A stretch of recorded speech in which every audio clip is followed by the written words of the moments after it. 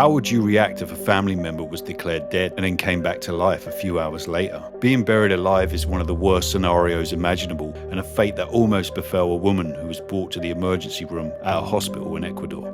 The retired nurse had been suffering from a suspected stroke and cardiopulmonary arrest, leaving doctors battling to save her life. Ultimately, though, they believed they were unsuccessful, and she was subsequently declared dead. When family members gathered for a wake later that day, however, they were shocked to hear noises coming from her coffin and the sound of heavy breathing. When they investigated, they were surprised to find her very much alive. "There were about 20 of us there," said the woman's son. "After about 5 hours of the wake, the coffin started to make sounds.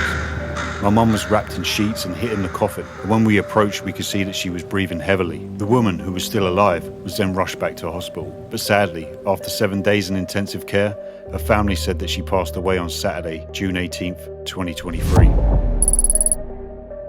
In the winter of 1959, a group of experienced hikers embarked on a fateful journey through the Ural Mountains in Russia. This is the chilling tale of the Dyatlov Pass incident. Battling freezing temperatures and treacherous terrain, the hikers established their campsite on the slopes of the Mountain of the Dead. The group's expedition was filled with anticipation, captured in their joyful faces and carefree laughter. However, a sudden and brutal snowstorm engulfed the mountain, trapping them in a nightmarish blizzard. When the storm subsided, a horrifying discovery awaited those who came searching for the missing hikers. The hikers' tent had been torn open from the inside, abandoned in a panic. Further investigation revealed the scattered remains of the group, frozen in inexplicable and disturbing positions. Theories ranged from avalanches and hypothermia to more horrifying suggestions of supernatural forces or military involvement. The grieving families of the hikers were left with unanswered questions. To this day, the Dyatlov Pass incident remains one of the most chilling unsolved mysteries in history, its secrets buried beneath the icy peaks of the Ural Mountains.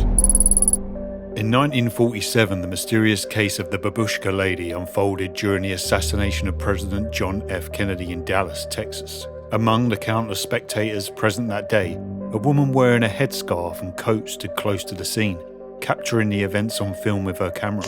Despite the magnitude of the event and the extensive investigation that followed, the identity and footage captured by the Babushka Lady remain elusive.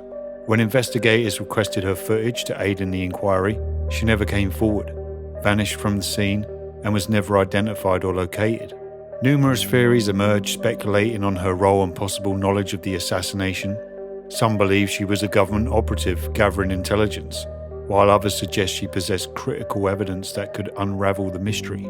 Without her testimony or footage, the truth remains hidden. The enigmatic Babushka Lady has become an enduring symbol of the unanswered questions surrounding the Kennedy assassination. Her presence that fateful day and subsequent disappearance continue to intrigue researchers and conspiracy theorists, leaving an eerie mystery that refuses to be solved.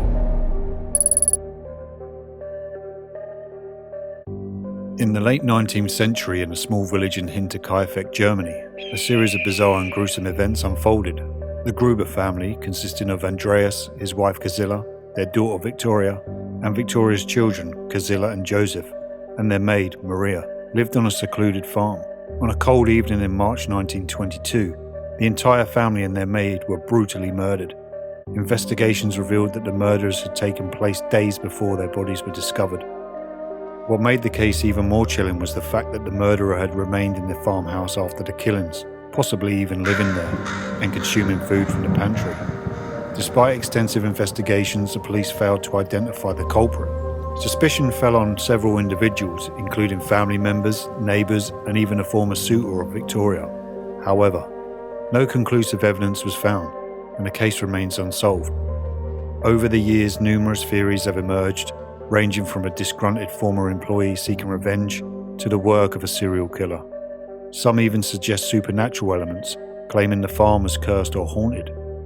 The Hinterkaifeck murders continue to captivate the imagination of true crime enthusiasts and paranormal investigators alike. The remote farmhouse, now demolished, stands as a chilling reminder of a mystery that remains unresolved, leaving behind unanswered questions and a lingering sense of unease. In the small town of Fayetteville, West Virginia, tragedy struck on Christmas Eve 1945. The Sodder family, a loving couple and their 10 children, were about to experience an unimaginable nightmare. That fateful night, a fire engulfed their home, trapping them inside. Miraculously, 5 of the children escaped, but the remaining 5 were never seen again. The Sodder parents, George and Jenny, never gave up hope. They believed their children were alive, and as the years went by, they embarked on a tireless search for answers. But their search only revealed disturbing inconsistencies and suspicious circumstances surrounding the fire. The lack of human remains and the odd behaviour of some witnesses added to the mystery. Theories emerged suggesting foul play, kidnapping, and even an elaborate cover-up.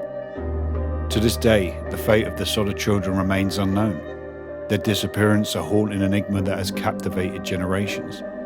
The Sodder family's quest for the truth continues, a testament to the enduring love of parents and the enduring mystery that lingers in the heart of America. Deep within the mist-laden landscapes of Cornwall's Bodmin Moor lies a legend that has captivated the imaginations of locals and intrigued researchers for centuries, the tale of the beast of Bodmin Moor. For years, reports have surfaced, whispering tales of a mysterious creature lurking in the shadows. Eyewitness accounts tell of encounters with a large, panther-like beast, its glowing eyes piercing through the darkness. One witness, while walking through these desolate fields, caught a glimpse of something surreal. The creature prowled with the grace of a predator, its movements both captivating and unnerving. Another account tells of an eerie night filled with bone-chilling growls that echoed through the moor. The witness was overcome with a sense of primal fear, the distinct sound hinting at something otherworldly. In the 1980s, an official investigation was launched, with researchers delving into the mysteries of the moor. They scoured the land, analysing paw prints and collecting samples of fur in an attempt to shed light on the elusive creature. These dedicated investigations pored over records, studying ancient folklore and accounts of encounters, hoping to find clues and unravel the enigma. Yet, despite their efforts, concrete evidence remained elusive. Speculations abound about the origins of the beast. Some believe it may be a remnant from a forgotten era, a creature that defies categorization. Others suggest it could be an escaped exotic animal or a figment of imagination.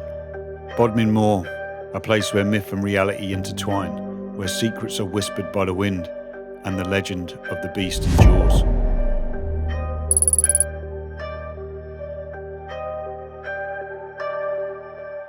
The case of the Somerton Man, also known as the Taman Shud case, is a perplexing and eerie unsolved mystery that unfolded in Adelaide, Australia in 1948. An unidentified man was found dead on Somerton Beach, with no identification or belongings, except for a scrap of paper that read, Taman Shud, meaning ended or finished in Persian. Authorities discovered a hidden pocket sewn into the man's pants, containing a rolled up piece of paper with a mysterious code. Despite extensive efforts by intelligence agencies and code breakers, the meaning of the code remains undeciphered. Further investigation uncovered a secret compartment in a nearby car containing a coat with labels removed, an unclaimed suitcase at a train station, and a book of poetry with a secret code that matched the one found on the deceased man. Various theories emerged, including espionage, black market activity, and illicit affairs. Some believe the man was a spy who met an untimely end, while others suspect a targeted assassination. The identity and purpose of the Somerton Man remain unknown, and the case continues to perplex investigators and amateur sleuths alike.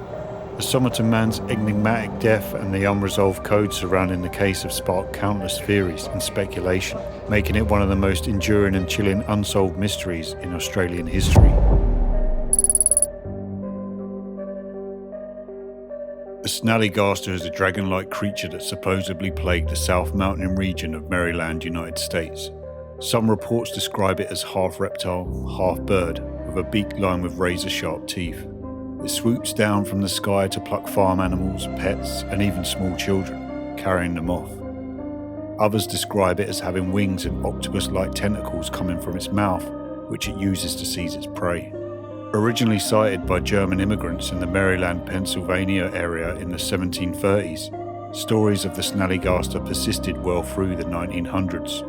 When a story of a man who was carried off and drained of his blood was reported in the Maryland Valley Register, sightings spread throughout the country and gained so much traction that even President Theodore Roosevelt reportedly considered hunting it.